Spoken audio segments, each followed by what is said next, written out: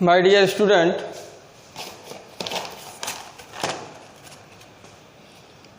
Student, हम कक्षा BA part 3rd year geography of India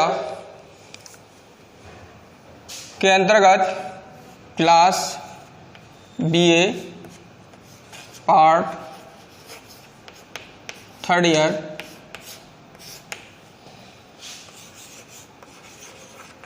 geography of India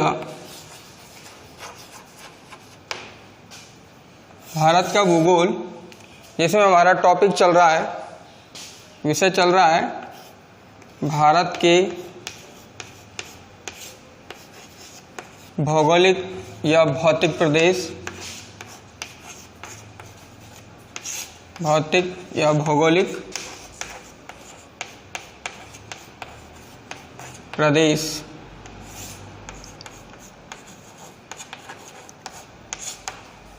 हमने geography of India के अंतर्गत भारत के फिजिकल रीजनों की बात की और भारत के फिजिकल रीजनों में से सबसे बड़ा जो भौतिक प्रदेश या फिजिकल रीजन है वो हमने कंप्लीट किया है। आज हमारा दूसरा बड़ा जो फिजिकल रीजन है उसका हम अध्ययन करेंगे। तो हमने ये देखा था कि भारत की जो भूगर्भिक दशाएं हैं, भारत की जो भूगर्भिक दशाएं हैं उनके आधार पर हमने भारत को 4 बड़े भौतिक प्रदेशों में या फिजिकल रीजन में इसको हमने डिवाइडेड किया था। सबसे पहले हमने ये पाया था कि भारत के अंतर्गत सबसे बड़ा जो भौतिक प्रदेश है, फिजिकल रीजन है, वो आपका प्रायद्वीपीय पठारी प्रदेश है, अर्थात पेनिनसुलर प्लेटू रीजन। इसके बाद में हमने आपसे बात करी थी नॉर्दर्न जो है माउंटेन फिजिकल रीजन की। उसके बाद में हमने बात करी थी आपसे ग्रेट प्लेन की। उसके बाद में आपसे बात करी थी कोस्टल प्लेन की, अर्थात उत्तर के अंतर्गत पर्वतीय प्रदेश, प्रायद्वीपीय पठारी प्रदेश, फिर उसके बाद में मध्यवर्ती जो है गंगा का मैदानी प्रदेश, फिर उसके बाद में तटवर्ती द्वीप एंड तटवर्ती मैदान, द्वीप समूह और मैदान। तो हमने उसके अंतर्गत से प्रायद्वीपीय पठारी प्रदेश का अध्ययन कर लिया है। आज हमारा जो महत्वपूर्ण दूसरा जो प्रदेश है वो है हमारा उत्तर का पर्वतीय प्रदेश,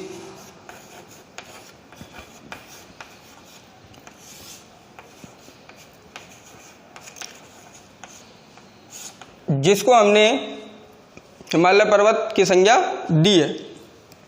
उत्तर का पर्वतीय प्रदेश, अगर हम उत्तर के पर्वतीय प्रदेश की बात करते हैं तो अगर हम भारत के मैप की बात करें तो इस भारत के मैप के अंतर्गत उत्तर का पर्वतीय प्रदेश पूर्व तथा पश्चिम दिशा के अंतर्गत विस्तृत पाया जाता है। इस उत्तर के पर्वतीय प्रदेश की अगर हम बात करें तो उत्तर का पर्वतीय प्रदेश हमारे भारत के पूर्व से लेकर पश्चिम तक जो है विस्तृत रूप से फैला हुआ है। इसकी अगर स्थिति को जानें, इसके अगर सामान्य लक्षणों को देखें, विशेषताओं को देखें तो हमने ये देखा कि इस उत्तर के पर्वतीय प्रदेश का जो विस्तार है वो विस्तार हमारे पामीर की जो गांठ है, इस पामीर की गांठ से जो दक्षिण भाग के अंतर्गत निकलने वाली जो पर्वत श्रेणियां हैं, जिसके अंतर्गत एक हिंदू कुश पर्वतमाला है, एक काराकोरम पर्वत श्रेणी है, वहां से इसका विस्तार भारत के पूर्व से जो है पूर्व दिशा की ओर हुआ है।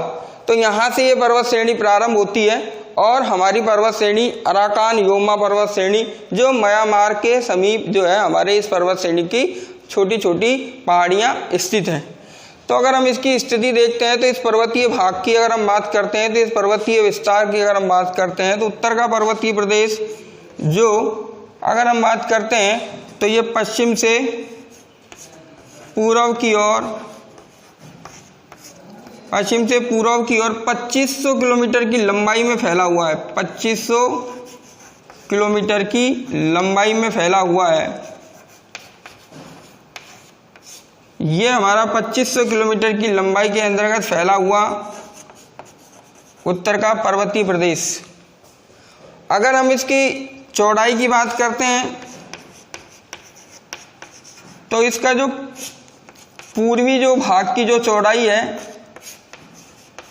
वो लगभग 150 किलोमीटर, और इसके अगर पश्चिमी भाग की अगर चौड़ाई की बात करते हैं तो पश्चिमी भाग की चौड़ाई जो है लगभग 400 किलोमीटर चौड़ी है। अर्थात इसके अगर पूर्वी छोर की अगर हम बात करें तो पूर्वी छोर के अंतर्गत इसकी चौड़ाई जो है लगभग 150 किलोमीटर है, और अगर हम पश्चिमी छोर की बात करते हैं तो यहाँ इसकी चौड़ाई जो है वो लगभग 400 किलोमीटर है। इसकी पूरी अगर हमने लंबाई की बात करी तो ये 2500 किलोमीटर की लंबाई में विस्तृत है। इसकी हमने अगर बात करी तो हमने देखा कि यह हमारे जो है बलूचिस्तान से लेकर जो हमारा अराकान योमा की पहाड़ियाँ हैं वहाँ तक ये पूरा का पूरा उत्तर का पर्वतीय प्रदेश फैला हुआ है, जिसको हमने हिमालय की संज्ञा दी है। अगर इसकी अगर हम बात करते हैं, इसकी अगर औसत ऊंचाई की बात की जाए तो औसत इसकी ऊंचाई अगर हम देखते हैं, औसत ऊंचाई की अगर बात की जाए तो इसकी औसत ऊंचाई लगभग 6000 मीटर है। यहाँ लगभग 6000 मीटर ऊंची जो है पर्वत श्रेणियाँ पाई जाती हैं।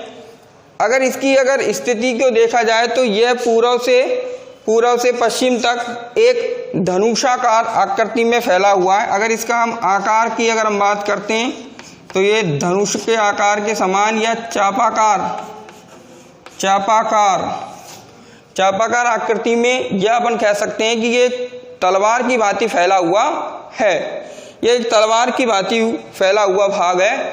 अगर हम इसकी बात करते हैं तो इसके उत्तर की तरफ अगर हम बात करते हैं तो इसके उत्तर के अंतर्गत पामीर की गांठ पाई जाती है।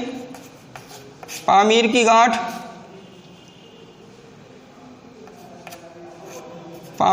गांठ अगर हम इसके उत्तर पूर्व की बात करते हैं तो तिब्बत का पठार पाया जाता है।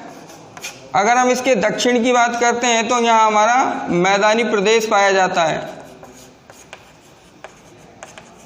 तो इसके उत्तर में पामीर की गांठ, इसके उत्तर पूर्व दिशा में तिब्बत का पठार, और इसका दक्षिणी जो हिस्सा है वो हमारा जो है मैदानी प्रदेश तक विस्तृत रूप से फैला हुआ है। ये एक चाप के आकार के रूप में स्थित है, और इसको हमने देखा कि ये कहाँ बलूचिस्तान से लेकर अराकान योमा की पहाड़ियों तक पूर्ण रूप से फैला हुआ उत्तर का पर्वतीय प्रदेश है।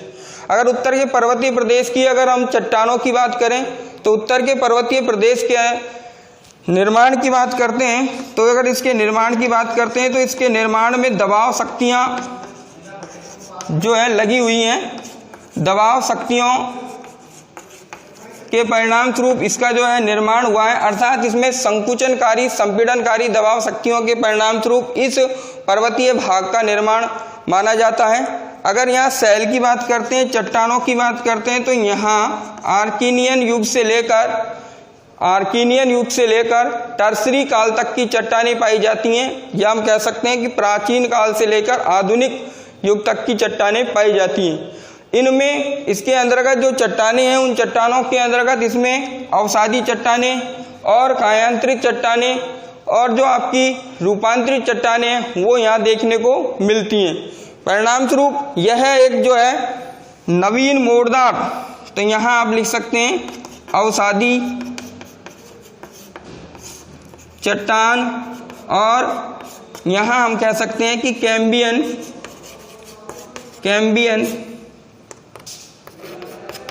युग से टर्शियरी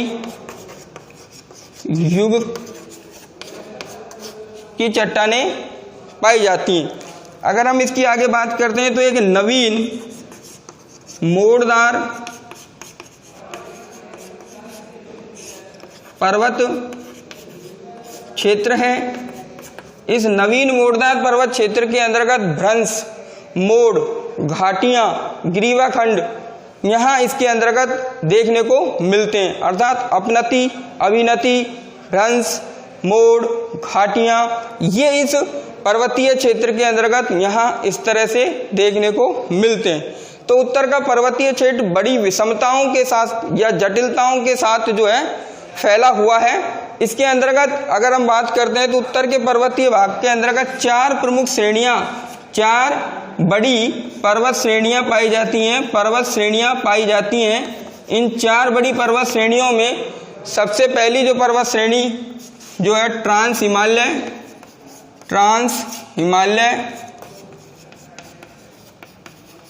दूसरी आपकी महान हिमालय,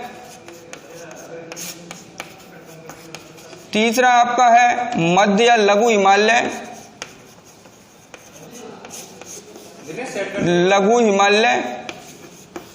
और चौथे नंबर का आपका है शिवालिक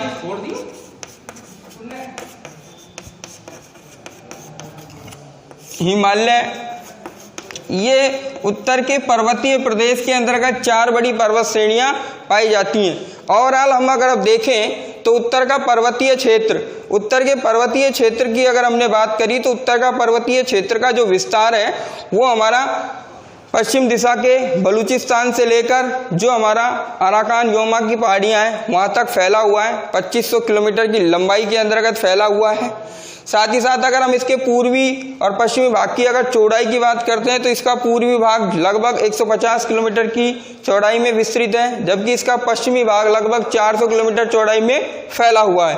अगर हम इसकी औसत ऊंचाई की बात करते हैं तो इसकी औसत ऊंचाई लगभग 6000 मीटर है। अगर हम इसके क्षेत्रफल की भी बात करते हैं तो इसके अंतर्गत जो इसका क्षेत्रफल है वो इसका क्षेत्रफल लगभग 5 लाख वर्ग किलोमीटर है। क्षेत्रफल की अगर हम बात करते हैं, क्षेत्र के क्षेत्रफल की बात करते हैं तो 5 लाख वर्ग किलोमीटर क्षेत्र में फैला हुआ भाग है। 5 लाख वर्ग किलोमीटर क्षेत्र में फैला हुआ है। इसका आकार और आकृति की बात करते हैं तो इसका आकार चापाकार या धनुषक के समान है, या अपन कह सकते हैं कि तलवार की भांति है। अगर हम इस उत्तर के पर्वतीय प्रदेश के निर्माण की बात करते हैं तो इसके निर्माण के अंतर्गत दबाव शक्तियां, संपीड़नकारी शक्तियां जो है लगी हुई हैं। अगर हम इसके चट्टानों की बात करते हैं तो इसके अंतर्गत कैम्बियन युग से लेकर टर्सरी युग तक की चट्टानों का सम्मिश्रण देखने को मिलता है। इसके अंतर्गत जो है कायनांतिक चट्टानें व अवसादी चट्टानें या परतदार चट्टानें पाई जाती हैं। इन अवसादी चट्टानों में या परतदार चट्टानों के अंतर्गत बहुत सारे जो है मोड़ पाए जाते हैं, भ्रंश पाए जाते हैं, भ्रंश घाटियां पाई जाती हैं, ग्रीवाखंड पाए जाते हैं। इस तरह से इसमें विषमताएं युक्त है। अतः ये एक नवीन मोड़दार पर्वत श्रेणी है जिसका निर्माण वर्तमान समय में भी चल रहा है। इस उत्तर के पर्वतीय प्रदेश को हमने 4 प्रमुख श्रेणियों में बांटा गया है, जिसके अंतर्गत सबसे पहले ट्रांस हिमालय, जिसको हमने 33 हिमालय की भी संज्ञा दी है। दूसरा महान हिमालय जिसको हमने वृद्ध हिमालय की संज्ञा दी है। नंबर तीसरा जो मध्य हिमालय या लघु हिमालय, और नंबर चौथा शिवालिक हिमालय या आउटर हिमालय। यूं करके इसमें 4 प्रमुख जो है आपकी पर्वत श्रेणियां पाई जाती हैं। अब इन पर्वत श्रेणियों का बारे में हम विस्तार से अध्ययन करेंगे कि किस तरह से ये पर्वत श्रेणियां फैली हुई हैं और पर्वत श्रेणियों के अंतर्गत प्रमुख पर्वत श्रेणियों की प्रमुख शिखर या पर्वत श्रेणियों का प्रमुख ऊंची चोटी कौन कौन सी है, यहाँ किस प्रकार के दर्रे हैं। इन सभी के अंतर्गत हम क्रम से एक एक का अध्ययन करते हैं। सबसे पहले हम बात करते हैं ट्रांस हिमालय की।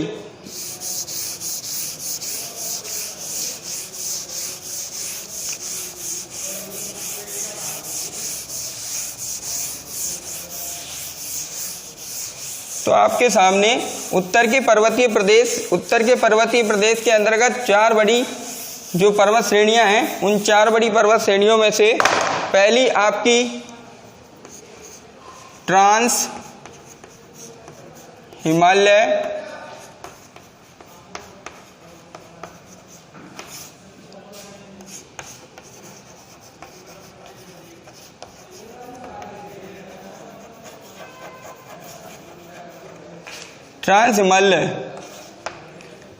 ट्रांस हिमालय की अगर हम बात करते हैं तो ट्रांस हिमालय के अंतर्गत सबसे पहली बात इसे हम 33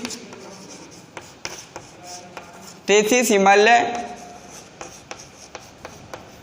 के नाम से भी जानते हैं। ट्रांस हिमालय के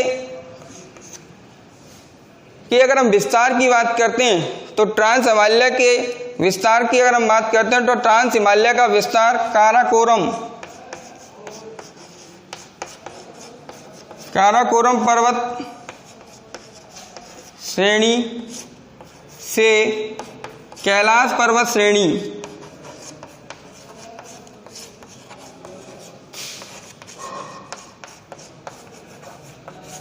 कैलाश पर्वत श्रेणी तक फैला हुआ है।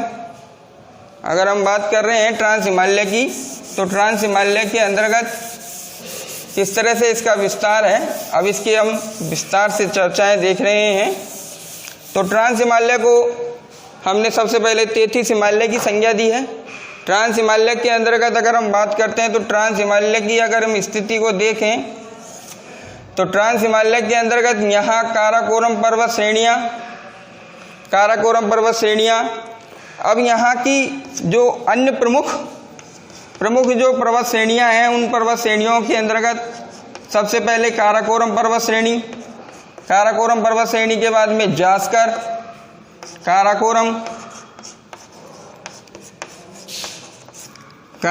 पर्वत श्रेणी के बाद में आपकी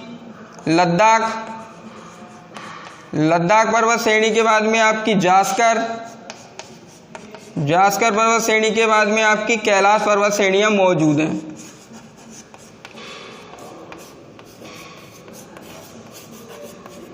ये चार तरह की पर्वत श्रेणियां मौजूद हैं। काराकोरम पर्वत श्रेणी, उसके बाद में आपकी लद्दाख की पर्वत श्रेणी। अगर हम इसके पूरा मैप में अगर देखते हैं तो हम पाते हैं कि इस तरह से ये काराकोरम पर्वत श्रेणी, फिर उसके बाद में लद्दाख, जास्कर की, फिर लद्दाख की और फिर कैलाश पर्वत श्रेणियाँ, चारों बड़ी पर्वत श्रेणियाँ स्थित हैं।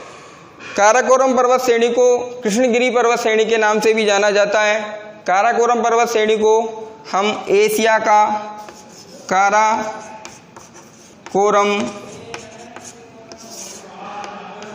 पर्वत श्रेणी को एशिया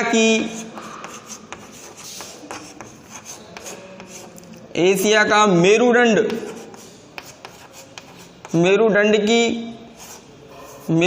की संज्ञा दी है, उपमा दी है। एशिया का मेरुदंड की संज्ञा प्रदान की है।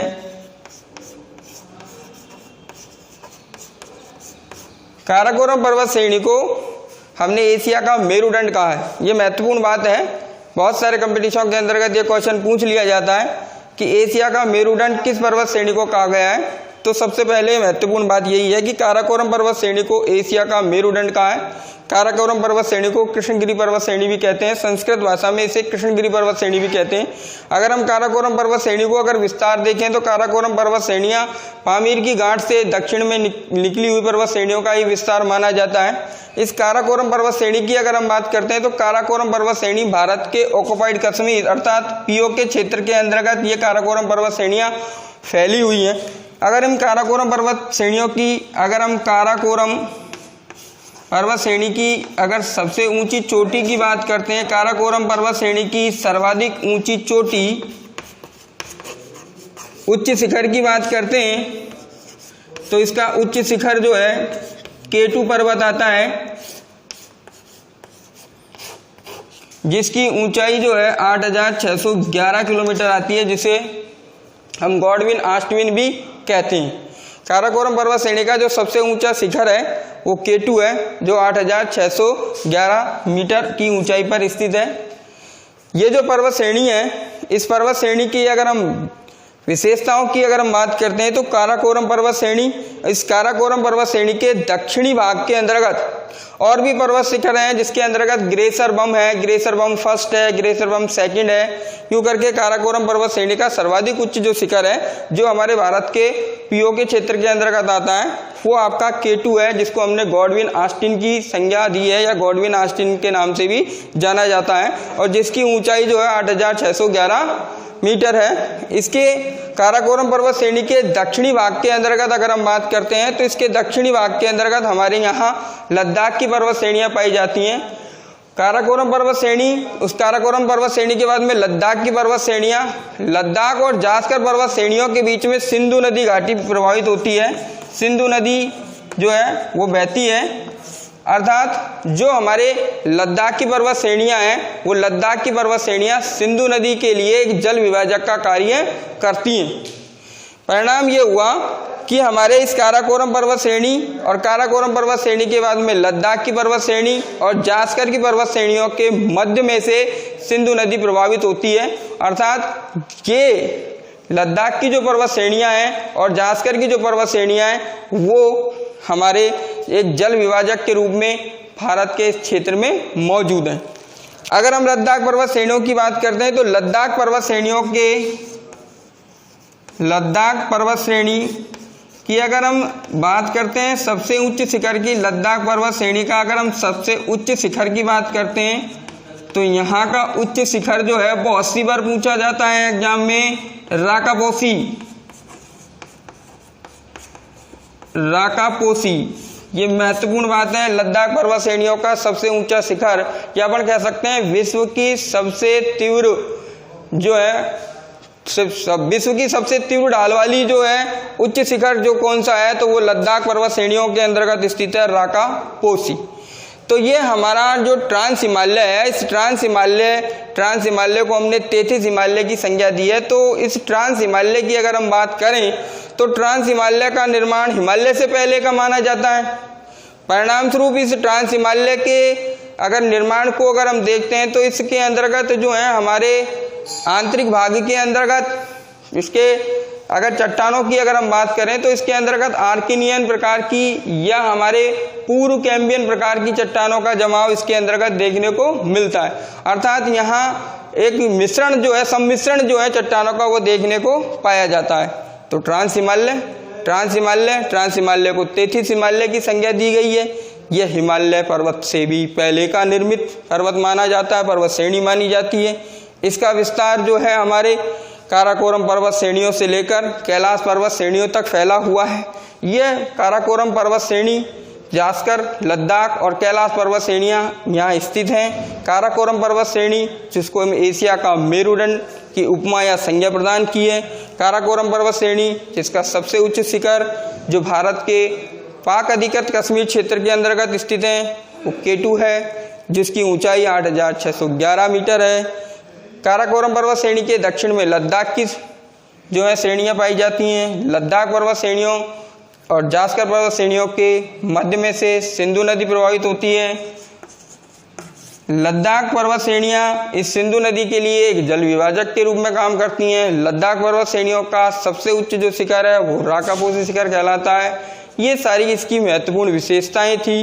ये इसका पूरा विस्तार थे, हमने इसको चीज को पढ़ी है कि ट्रांस हिमालय किस तरह से। एक महत्वपूर्ण बात यह है कि जब ट्रांस हिमालय जब महान हिमालय के साथ जब पृथक होता है तो ट्रांस हिमालय महान हिमालय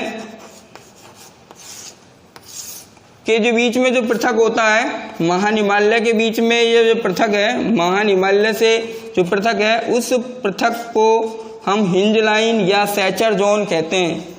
सैचर जोन कहा जाता है। ये बात महत्वपूर्ण है कि ट्रांस हिमालय के बाद जब महान हिमालय प्रारंभ होता है तो ट्रांस और महान हिमालय को जो अलग करता है वो हिंज लाइन या सैचर जोन जो है अलग करता है। बहुत महत्वपूर्ण बात है, एग्जामों में पूछ ली जाती है ट्रांस हिमालय और महान हिमालय को कौन सा जोन बांटता है, तो सर्चर जोन या हिंज लाइन जिसको हम कहते हैं वो इसे बांटता है। तो ये आपकी उत्तरी पर्वतीय प्रदेश की पहली पर्वत श्रेणी जिसको हमने ट्रांस हिमालय के रूप में पढ़ा, सीखा, समझा, कुछ महत्वपूर्ण बातें इसके बारे में जानी, किस तरह से इसका निर्माण हुआ, कहाँ कहाँ ये विस्तार से रूप में पाई जाती है। इसके बाद में अगली महान हिमालय, दूसरा नंबर का आपका आता है महान हिमालय। दूसरी पर्वत श्रेणी है आपकी महान हिमालय पर्वत श्रेणी।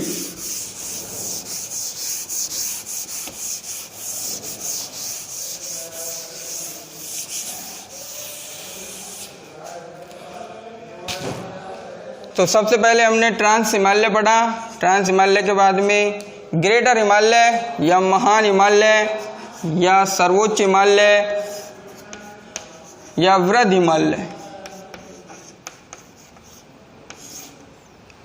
महान हिमालय, जिसको हमने सर्वोच्च हिमालय की संज्ञा दी है, ग्रेटर हिमालय की संज्ञा दी है, बृहद हिमालय की संज्ञा दी है।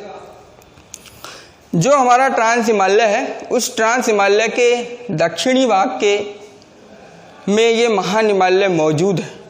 भारत के अंतर्गत ये पश्चिम में स्थित नंगा पर्वत से प्रारंभ होता है और नामचा बर्मा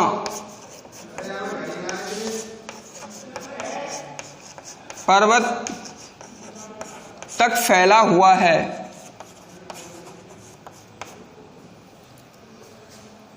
इसकी अगर हम बात करें तो ये लगभग 2500 किलोमीटर की लंबाई में फैला हुआ है। अगर इसकी हम चौड़ाई की बात करते हैं तो ये 80 किलोमीटर, लगभग 100 किलोमीटर की चौड़ाई में फैला हुआ है। अगर हम इस पर्वत श्रेणी की अगर हम औसत ऊंचाई की बात करते हैं तो यहाँ इसकी औसत ऊंचाई 3000 मीटर है। तो इस महान हिमालय जो नंगा पर्वत से लेकर नामचा बर्मा पर्वत तक फैला हुआ है, अगर इस महान हिमालय की अगर हम पर्वत श्रेणियों की बात करते हैं तो अगर हम यहाँ पर्वत श्रेणी अगर देखते हैं तो इन पर्वत श्रेणियों के अंतर्गत जो प्रमुखतः पर्वत श्रेणियाँ हैं, उन प्रमुखतः पर्वत श्रेणियों के अंतर्गत आपकी जो महान हिमालय, अगर हम महान हिमालय की अगर चर्चाएं कर ही रहे हैं तो महान हिमालय जिसके उत्तर के अंतर्गत ट्रांस हिमालय मौजूद है, जिसके दक्षिण के अंतर्गत मध्य हिमालय या लघु हिमालय मौजूद है। महान हिमालय जो भारत के पश्चिम में स्थित नंगा पर्वत से लेकर नामचा बर्मा तक पर्वत तक फैला हुआ है, जिसकी अगर हम लंबाई की बात करते हैं तो ये 2500 किलोमीटर की लंबाई में फैला हुआ है। अगर इसकी चौड़ाई की बात करते हैं तो ये 80 से लेकर 100 किलोमीटर की चौड़ाई में फैला हुआ है। इसकी अगर औसत ऊंचाई की बात करते हैं तो ये 3000 मीटर की ऊंचाई में स्थित है। इसका महान हिमालय का सर्वोच्च उच्च जो भाग है वो आपकी माउंट एवरेस्ट नेपाल के अंतर्गत स्थित है। महान हिमालय का सर्वोच्च या सबसे ऊंचा भाग नेपाल के अंतर्गत स्थित है और नेपाल के अंतर्गत माउंट एवरेस्ट स्थित है और माउंट एवरेस्ट की ऊंचाई 8848 मीटर है, जिसको तिब्बती भाषा के अंतर्गत माउंट एवरेस्ट को चौमा लुंगमा के नाम से जाना जाता है। माउंट एवरेस्ट को चौमा लुंगमा के नाम से जाना जाता है और चौमा लुंगमा का तात्पर्य होता है पर्वतों की रानी। तिब्बती भाषा के अंतर्गत माउंट एवरेस्ट को चौमा लुंगमा के नाम से जाना जाता है, जिसको हम पर्वतों की रानी कहते हैं। इसके अंतर्गत जो हमारा इसका जो पूर्वी जो भाग है, वो पूर्वी भाग यहाँ जो है अनियमित रूप से या छोटे जो है पहाड़ियों के रूप में फैला हुआ है।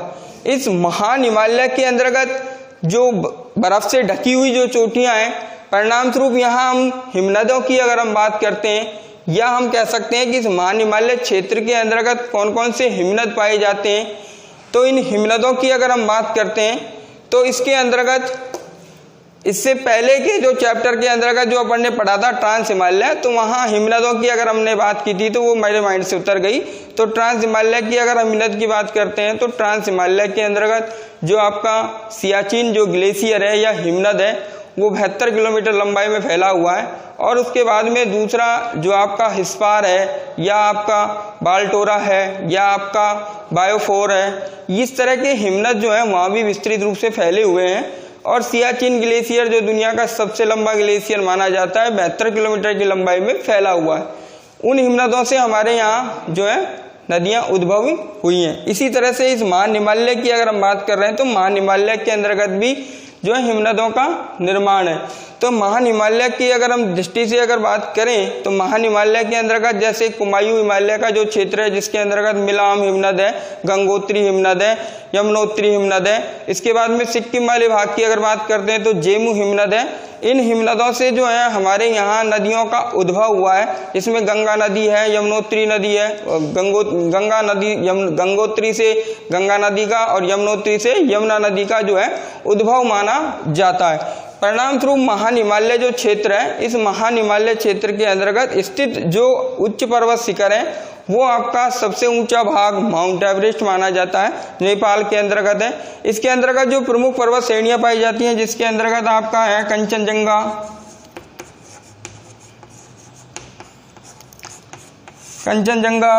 कंचनजंगा के बाद में आपका मकाऊ, धौलाधार,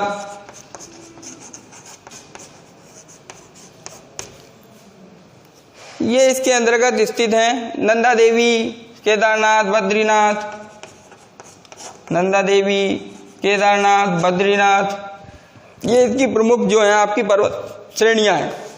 इन पर्वत श्रेणियों के अंतर्गत जो आपका माउंट एवरेस्ट नेपाल के अंतर्गत स्थित माना है, तो इसकी सबसे ऊंची चोटी मानी जाती है। धौलाधर की अगर हम बात करते हैं तो धौलाधर पर्वत श्रेणी, मकाऊ पर्वत श्रेणी, नंदा देवी पर्वत श्रेणी, इस महान हिमालय क्षेत्र की प्रमुख पर्वत श्रेणियों के नाम से जानी जाती हैं।